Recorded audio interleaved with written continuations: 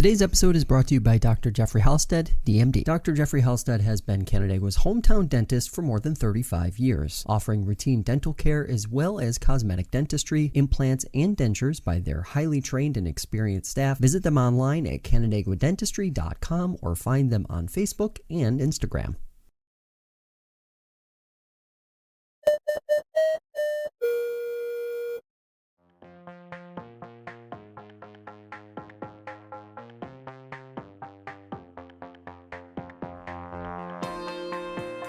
For FLX1.com, I'm Josh Durso, and this is FLX Today. This morning, we are continuing our series spotlighting contested races on the ballot across the region this election season. My guest yesterday in studio was Jan Regan, who is running for mayor in the city of Geneva. We covered a lot of ground during our chat, and next week, I'll be joined by Mayor Steve Valentino to discuss his re-election campaign. Before we get to that, though, a reminder to anyone who is running for office across the region, if you'd like to be featured in our candidate series, drop an email to news@FLX1.com and we'll get you scheduled. Now, my conversation with Jan Regan. Yes, campaigning has started. I've been going door to door and talking to people. We have had an unfortunate situation in that one mainstay of the political scene in Geneva, election scene, the League of Women Voters Forum, has unfortunately, fallen by the wayside with Republicans having opted out. And so now the Democrats who are anxious to speak to people and hear what people are thinking and what's on their minds, we are planning our own event, which I can talk more about. But yeah, that's pretty much the things that have gotten us underway and started so far. How does campaigning change when you go from primary to regular general election? And when did that, was there a certain date on the calendar that you were eyeing that kind of switched everything over, or was it literally as soon as the primary ended? Yeah, we worked over the summer in preparing literature and so forth. But really people, especially in the summer, they're not thinking, oh, let's talk about November. So I think traditionally Labor Day is a day that people think of as the campaign start. But technically, you can't have signs, for example, put out by city code. You can't have them out more than 45 days before an election. So the Democrat slate and the Republican slate as well both put their signs out on the day that was 45 days in advance.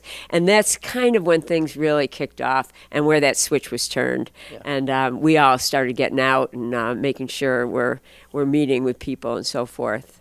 Obviously, it doesn't look like there's going to be a forum where all of the candidates are together at once. We're doing interviews here at Finger Lakes One with individual candidates on a one-by-one basis.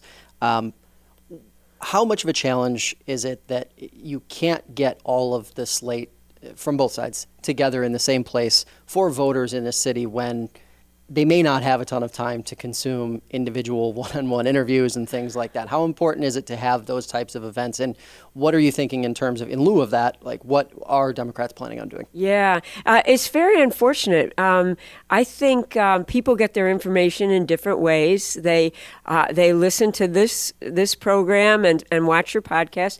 They read the Finger Lakes Times. There's lots of resources, but this is the one where both political parties join together on one stage. And it has been something that has always been honored. And, as a candidates have looked forward to and marked their calendars around.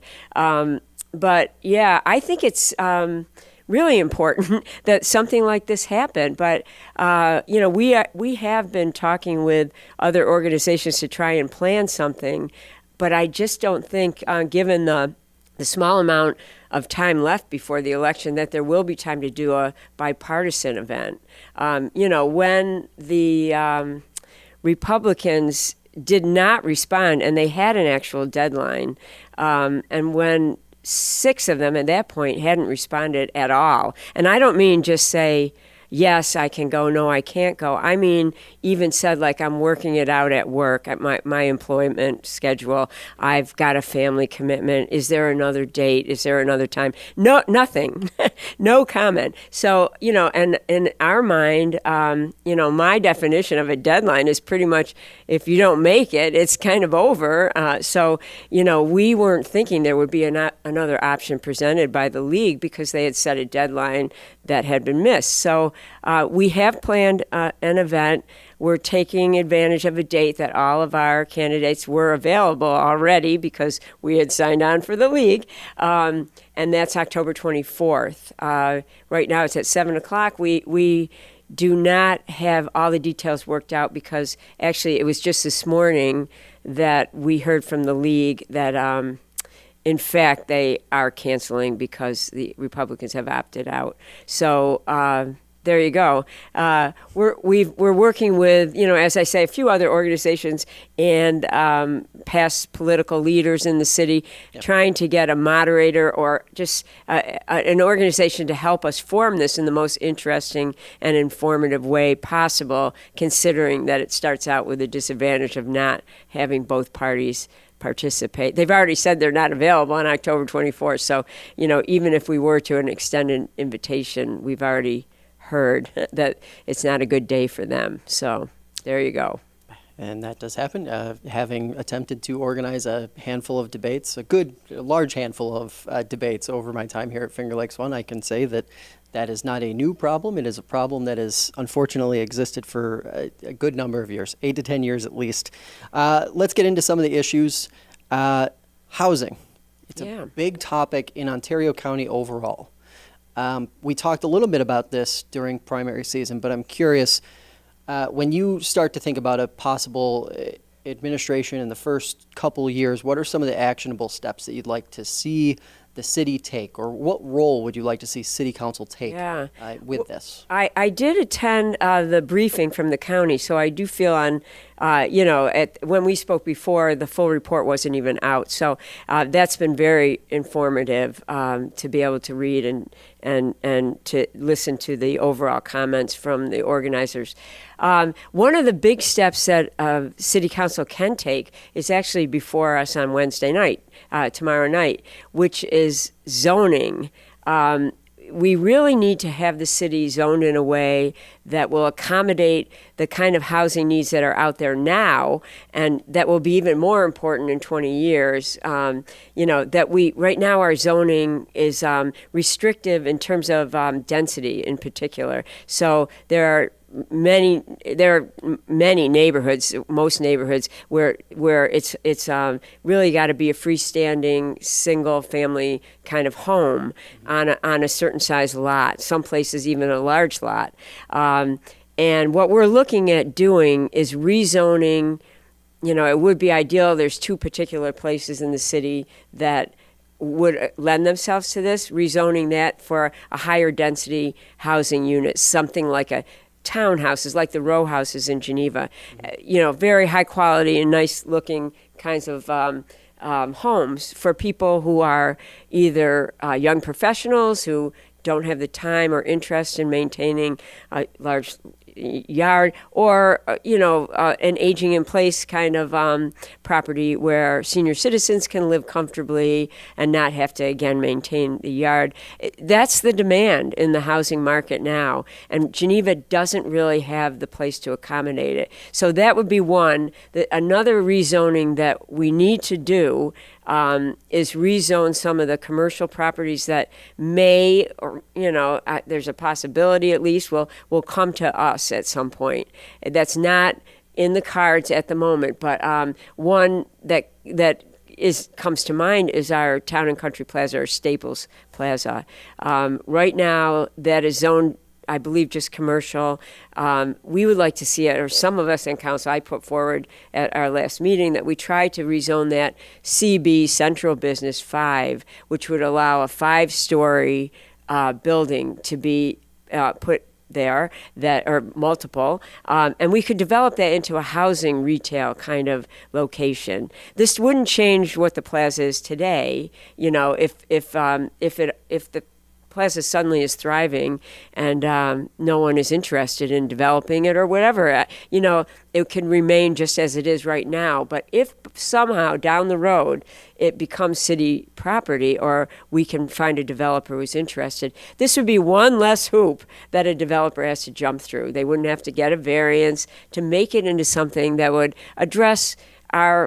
help address some of our housing issues, as well as offer some unique kind of retail. So those are important things. If our city council fails to pass that I would like to pursue further with a new council. When you think of the city as a whole, you mentioned a couple spots. Does the city have enough space, even with rezoning in the mix, to really make a dent in the housing issues that the city faces? Or do you think that might need to be a bit more of like a town and city work together situation? Well, there's always that in any problem that we face. I mean, most of the issues facing Geneva face all of Geneva, not just the city. So that's always true. We are much more restricted because we don't have, we've got so much, the boundaries are just so tight there, and there's not a lot of land to be developed. The other approach you can take, and this isn't, again, a huge number of properties, but there are properties in the city now that really are not, you look at them and they're not in good shape. Some of them have reverted to city ownership, and those are also spaces we could look at to try and get good housing in place where now there's no one living. And it seems like we should have enough properties, especially with the rezoning, but it's a tight situation there. And we're glad to have the town around us. I wish we were more together in everything. Yeah. When it comes to housing, you've got obviously short-term rentals, you've got the colleges, which obviously contributes a bit of a strain to the housing for people who just live here year-round. When you think of those two things, do you feel like they're in a good enough place where the city's at least positioned to be able to deal with some of these housing issues that you're talking about, the shortage that exists for most people who live in the city? Yeah. Well, short-term rentals is another thing that we're studying or voting on again tomorrow night. And that is this particular law or legislation we're looking at now doesn't put a cap on them, but it does put some restrictions on the growth of short-term rentals that could slow that and allow more of our homes to remain as family homes and not be turned into Airbnbs, which has been quite a trend. And as far as the colleges go, you can't really say you can't. The city can't put down some sort of legislation that says, this can't be purchased for student housing. I mean, if a landlord buys a place, they have every right to purchase it and turn it into apartments. But my understanding at the colleges is they are pulling a lot of their off-campus housing back on campus for many reasons. It's a good environment for a college student to live on campus, but also I think the revenue is important to the colleges at this time, and having them back on campus is helpful. So, yeah, I think those things are coming into balance a little bit better. You mentioned town and country. That is a topic that comes up within the broader range of economic development. What does successful economic development look like in the city? From your perspective, what would that look like in your administration? Yeah. Well, one thing that's happened that is wonderful is a new development officer has joined the city staff. And I've met with him. He's just a real asset and has many ideas that he'd like to pursue. He's open to hearing ideas from council, but as a professional in this field, I would look heavily to him for ideas. I mean, the obvious ones that we've been pursuing already as a city are in the hospitality type of area, and trying to keep our restaurants and vibrant and make it easy for them to operate in a way that brings people together. Linden Street has been a great boon in its closures. We've been down there many times during the summer, and as much as I feel like we know people in the city, you don't know people that night because they're all people visiting us, which is wonderful. And we would like to do more to encourage that kind of growth. And there's other spaces in the city too that could be developed, much like the Town and Country Plaza, including, it's hard to say exactly where the former Media's grocery store is going, which faced, it was no longer Media's, but we all seem to call it Media's. It unfortunately burned down, and it's been sitting.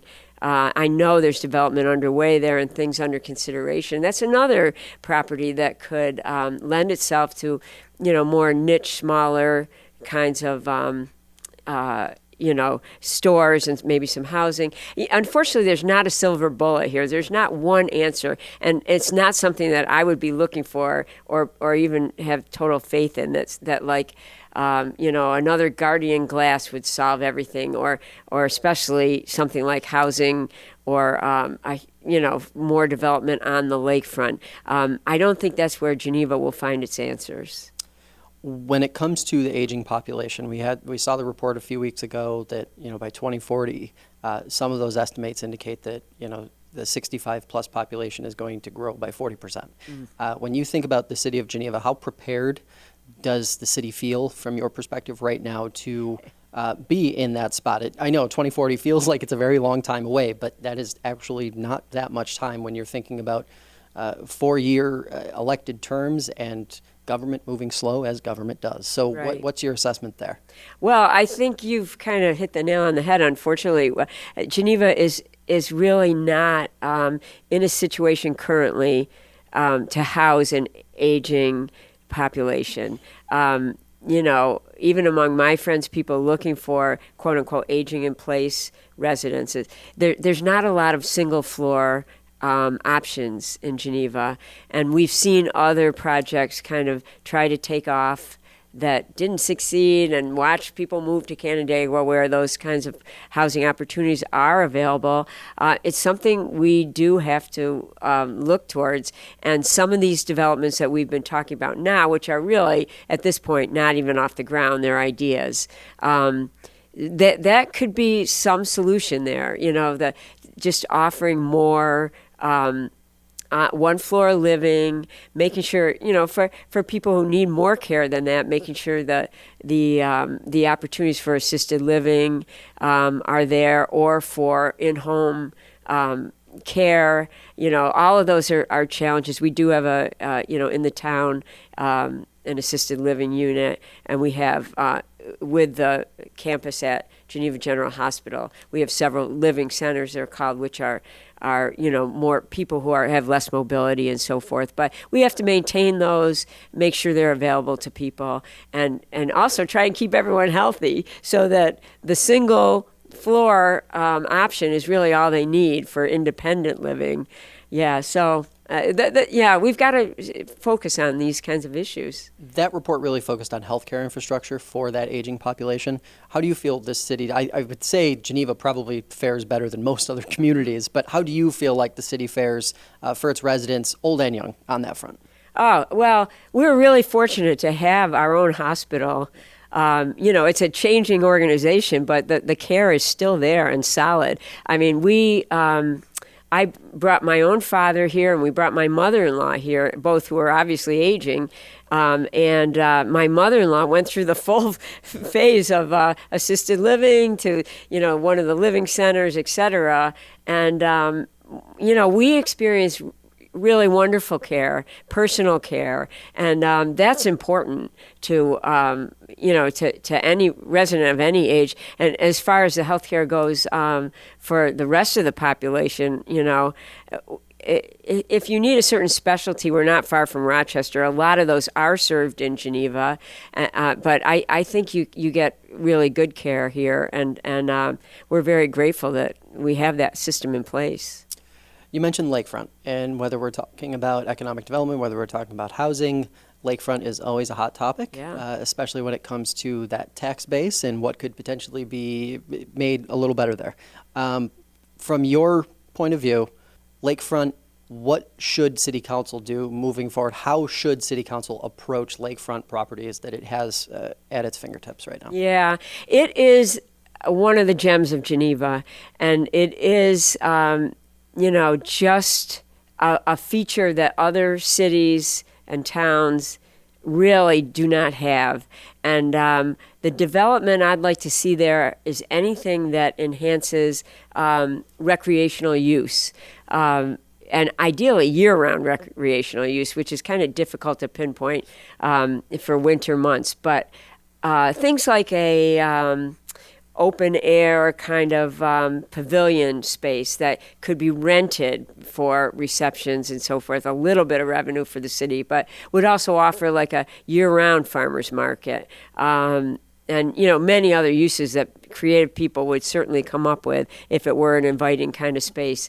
I would love to see, because you can't swim in our lake, really, there's not the access except in the state park.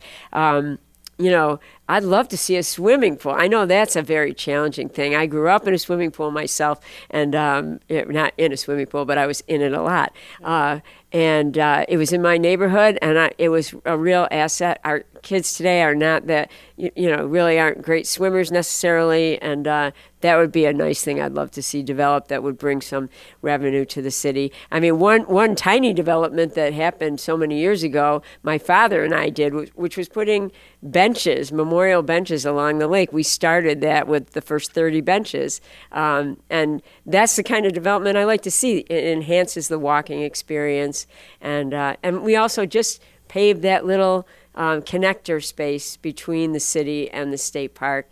And as someone who rides a bike down there periodically, that's a great thing. So I don't know. I feel like it is a valuable asset. There's been proposals in the past that, had they come through, things like an outlet mall. Can you imagine that today? I mean, I just think you have to be so careful and not to do anything to destroy this absolutely beautiful thing that's so unique to Geneva that we have now. It seems like there are two narratives that we hear pretty regularly when it comes to lakefront property owned by the city. It's that it's either a desire to accelerate towards what Canandaigua has done with its lakefront property, or accelerate away from it. Is it a balance in the middle, or is it one way or another from your perspective? Yeah, I mean, I suppose it's somewhat of a balance in the middle, but as I say, what I'd like to do is see if there's quote-unquote development, it's development that brings people down for using the lake and for enjoying the lake and enjoying the view of the lake and its walkability, and encourages good health among people, because that's one thing that it definitely promotes, having that kind of space to walk and run and bike. I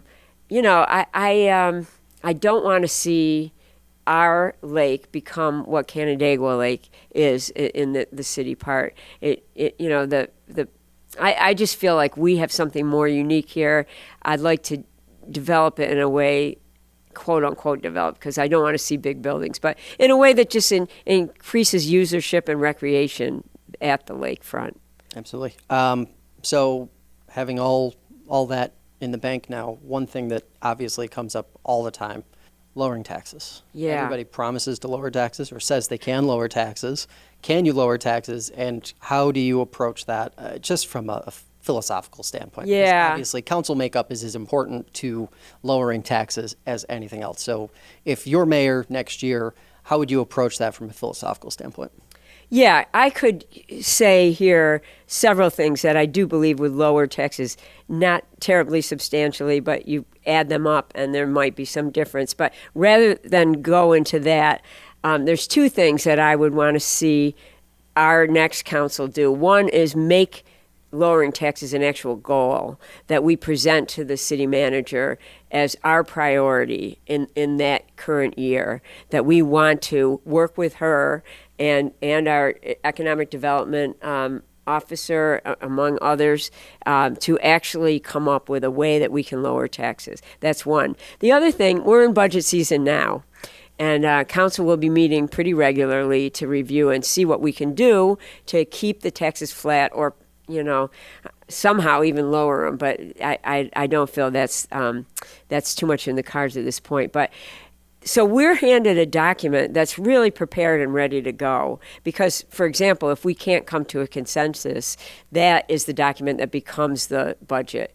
So, obviously it's good to go as it is.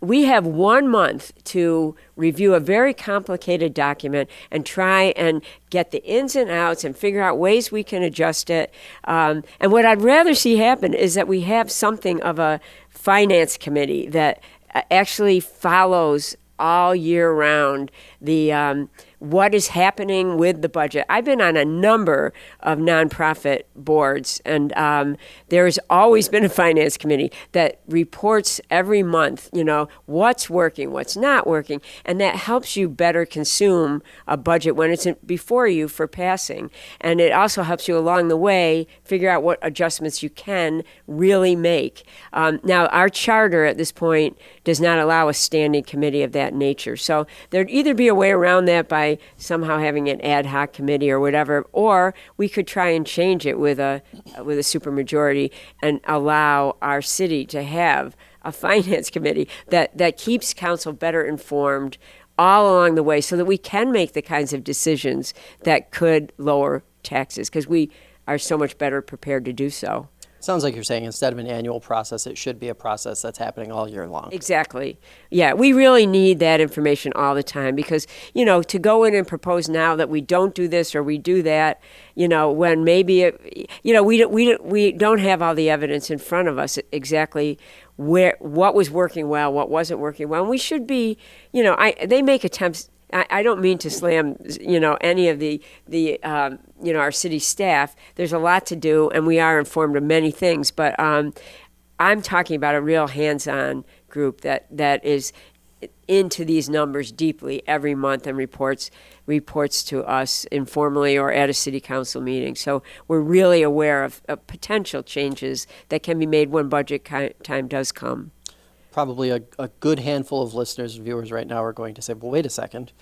Geneva's dealt with a lot of flooding this year. How can you address infrastructure needs and issues without having to, at least to some degree, increasing taxes?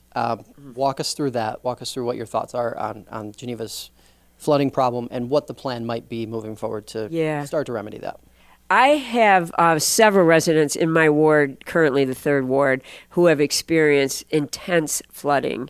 And I've stood in their backyards with the water coming up to my knee and in their basements and seen it flowing in. So I can so empathize with the terror of every rainstorm that comes our way now. And I've also worked with them we've identified various grants. I've researched some of these that could be applied for. There's so many conditions to grants, and that's one step. But there's other approaches, and I've met with people who are experts in green infrastructure. Where retention ponds could make a difference, where the pavement could be made permeable rather than something that is just a source of runoff. There's so many solutions, and my approach would be like in the budget and everything. You do it all. The little things can add up, and then the big infrastructure is going to take a lot of money. It is going to take grants. There's grants out there now, but you kind of have to be shovel ready to actually take one on. And a lot of them require a matching situation. The city has to show that it has the money ready to go. It will cost the city money to do this, but there's no option away from it. I've also been involved with a group that we're calling a task force of homeowners. They're seeking just to be informed. There's a lot that the city is doing now that, it's just not ready for prime time yet, ready for announcement as to exactly all the knowledge of what is happening and what we can do. There's explorations of where these sewers are running and how they how they originated and so forth. And all that needs to be very clear before the city will come forward. But this is a group of homeowners who needs the information now as to at least know that the city's moving forward in some way. And I just have to add that our second ward candidate on the Democratic slate, Cassie Snyder, was the one who started that group and called me in on it, and I was thrilled to be involved. So we're working hard on that, and I'm so committed to being sure that the city just keeps going on that path. Absolutely. And it will, all of those things that you're talking about will also require a city council that can work together and that can get things done and legislate and govern and do all of that. How can that improve? It seems like, at least just taking a 20,000-foot look down at the city, that things have improved, that city council is working better together than perhaps we've seen in years past. What would you like to see moving forward? What would you propose happen that maybe allows for a better flow of information between council members so that you don't necessarily see these flash in the pan kind of moments at city council meetings once a month? Yeah, that's urgent. It seems so fundamental, but it is actually something we have to address before we can even get to the many issues that taxpayers and citizens of Geneva want us to address. We have to be able to talk to each other. We have to be better informed about what is in front of us and how we can best approach it. So for me, one of the solutions, it's like a secret weapon. I would put it in place not so much for the cause of civility, but the cause of productivity, and that's work sessions. The way our council works now, we have work sessions when we really have to, like when we're hiring the city manager, when we're looking at the budget. But just for example, we wanted a work session, several of the councilors, on short-term rentals and zoning, because we hadn't quite finished that discussion. And, there was no interest, but for me, you'll have them where nobody attends and they're not productive. I would have them every month, a work session. What it provides, I wouldn't let go. And overall, it's a total benefit. What it provides is an opportunity for counselors to move forward and better understand what's on the agenda and the issues. So we come prepared for a meeting, know like what amendments we need to propose or whatever. But the hidden benefit there is we'd work together in a situation where we're facing each other around a table, not sitting facing an audience. We would learn how to work together better. And I have to say, our Democratic slate, has done that as part of our, not campaign, but just so that if we are fortunate enough and privileged enough to be the next city council, we already understand how to work together. We don't agree on everything, but we've had discussions we've had a session on comprehensive plan. We've talked about the question you just had for me on actual things that potentially could lower taxes. We've met on sort of council 101, like what's the difference between a resolution and an ordinance and what you can do on. We're trying to work together as a group to understand the role of city council, what we can do, and what some of the answers are to these questions in front of Geneva. And that is helping us work together. I'm just all about being one-on-one. That's why I'm here with you in person and talking to people face-to-face. And I would present those opportunities. Yeah. Neighborhood Watch program, that falls under the realm of policing.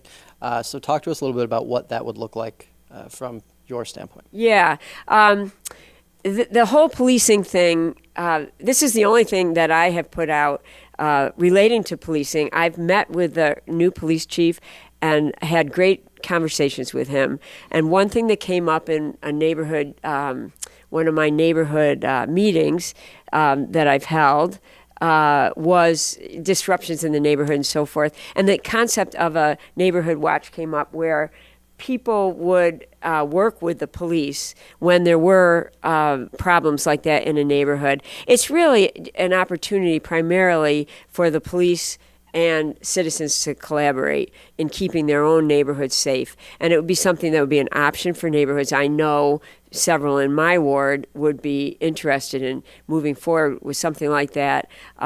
and I think any exposure the police have to working with the people, again, is a benefit. That one-on-one dealing with people in a small city, it's a good thing. And it's not fully formed yet. When I spoke with the chief, he was pretty new on the job. He still is.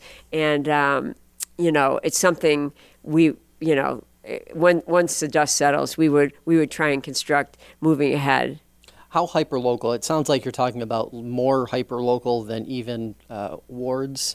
You're talking more like streets, like a collection of a few streets, basically. Yeah, it would be. It would probably wards is too big. Yeah. It might be more resemble the neighborhoods that were put in place under the neighborhood initiative several years ago. It could be something like that. But again, it's a concept now that there seems to be a lot of encouragement to put forward, and I would like that opportunity to get the police more in the neighborhoods working with people, and just let the people feel a little bit more empowered in their own neighborhood to be watching over and keeping things safe. Absolutely. Last question for you. Where can folks learn more about your campaign? Where are you going to be over the next couple weeks? And what's the best way to get a hold of you if somebody has a question or somebody wants to know where you stand on something? Yeah. So I have a Facebook page. It's Jan Regan for Mayor. And I'm on Instagram at Jan for Geneva. I also have a lot of literature out. It's got my contact information. I welcome emails and phone calls. I'll just say my phone number because people actually do call me. It is 315-781-0913. I am going to be at a forum that the Democratic slate is offering. That's going to be October 24th at 7 o'clock. Many details to come on that at the Geneva Community Center. I don't have a metallic sign on my car, but when I run or bike, I wear my sign on my back. I welcome people to stop me and talk to me. I'm going door to door. And if anyone wants to reach out to me, I'd be happy to come to their home and talk to them. I really am all about getting to know what people want now and having an opportunity to say my goals and visions for this city that I absolutely love. Jan, appreciate the time. Thanks so much for taking it. Oh, and thanks so much for the opportunity. That'll do it for this edition of FLX Today. If you'd like to hear more conversations like this one, check out the show on your favorite podcast platform or subscribe to the FingerLakes1.com YouTube channel. Have a great day, and we will see you next time.